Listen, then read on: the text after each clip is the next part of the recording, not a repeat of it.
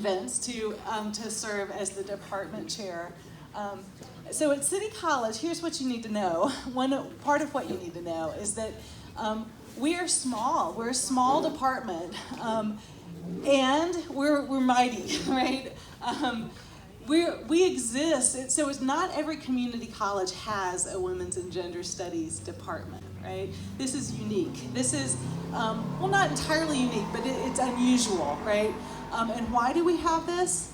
It's because of the history of activism in San Francisco, right? It's because of the student strikes at San Francisco State, where students demanded a culturally relevant education. They demanded an education that was meaningful to them, that reflected them and their lives and their concerns. And that spread, that activism had ripples, and the impact was felt here at our community college, and as a result we have what's now called the Ethnic Studies and Social Justice Collaborative, where we have 9 different departments. Yeah, 9 different departments. Not programs, right? They try to call us a program, but we're not just a program, we're departments, right? So what that means is we have our Women's and Gender Studies department, we have 1 full-time instructor. It's not me. It's our Project Survive coordinator, right? So Adele Fales Carpenter, my colleague, is our single Women's and Gender Studies instructor, full-time. And then we have a network of part-time instructors, right? Who we rely on.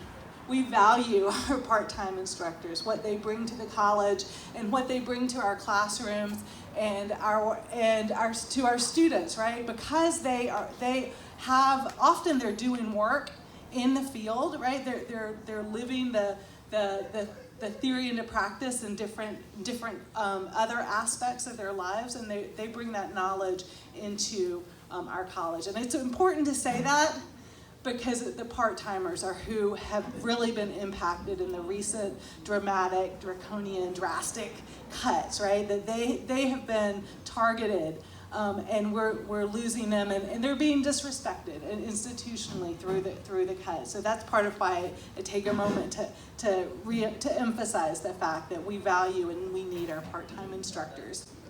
Let's see. So the Women's and Gender Studies department. We offer, so there are several things we offer to the college. We offer GE classes, right? So we satisfy GE requirements for all majors, right? We offer degrees, multiple degrees. There's an AA in Women's and Gender Studies. There is our new AATs in Social Justice Gender Studies, and then we're collaborating with the LGBT Studies Department to offer Social Justice, Feminist, Queer, and Trans Studies. So we offer degrees as well, and we offer a Sexual Health Educator certificate.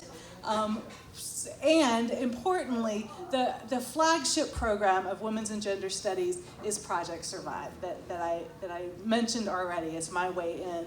So Project Survive, I want to make sure that everyone's aware of that. How many people have been a part of Project Survive already? Okay, so some of you. Okay, so but not everybody. So here's the situation. 25 years. We've been around for 25 years, right? Founded by my colleague Leslie Simon, who's really a visionary feminist who developed this program where we train students to become peer educators and to get campus jobs, going in and promoting healthy relationships and preventing dating violence.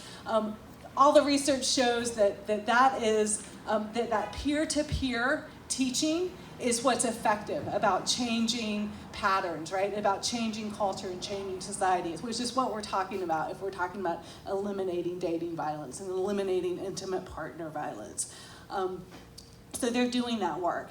Not only do they get trained to become campus, become employees, student employees, but they become campus leaders as well. And that's part of what I've been so inspired and impressed by about how many of our Project Survive and Women's and Gender Studies students have stepped up and gone to those board meetings and spoken out and organized events like this one, and really come into themselves as leaders, right, as activists, and I'm proud of that. I'm impressed by that, absolutely.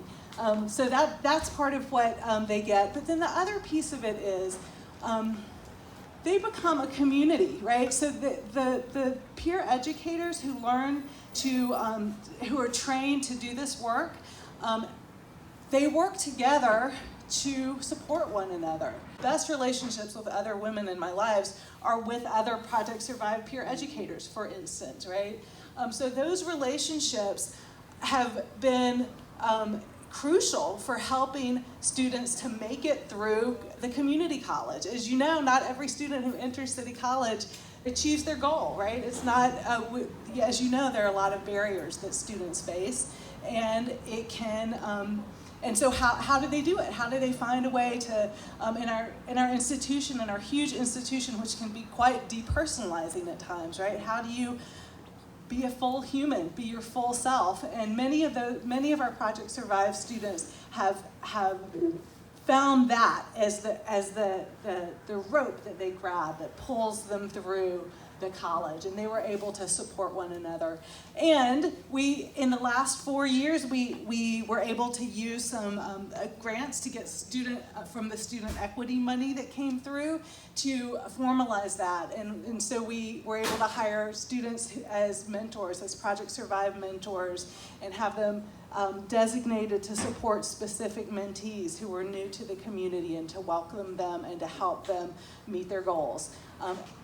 I've been fortunate, privileged really, to work with a group to mentor the mentors, right? To hire and support the mentors as they've done that work over the previous 4 years. And again, have just been incredibly moved and inspired by the work that you've done. Many of whom are in, or some of whom are in this room right now. So I want to recognize that and acknowledge that important work. And so part of what they're doing is, the college, I think, doesn't always recognize this or understand this.